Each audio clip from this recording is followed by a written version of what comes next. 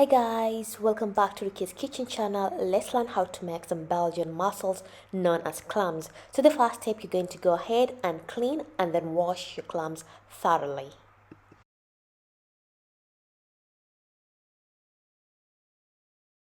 Once you're done, then you're going to go ahead and cut your carrot into thin slices like so.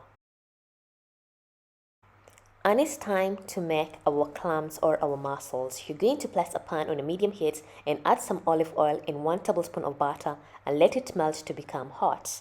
Once hot, you're going to add some onions, leaf celery, some carrots, some garlic, and cook the vegetables until they become soft. Once your vegetables are soft like so, you're going to take a big pot and place it on a medium heat.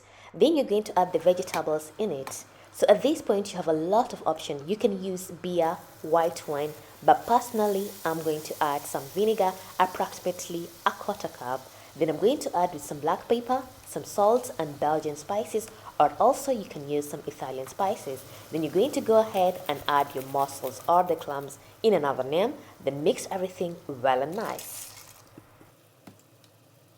So you guys, I thought all this time making clams takes time, but trust me guys, it's super easy if you get the right ones, of course. Lastly, we're going to add some hot water to make sure that you've covered the clams. Mix, then cover while shaking them and let them to cook for approximately 7 to 10 minutes and your clams will be ready, and place them aside.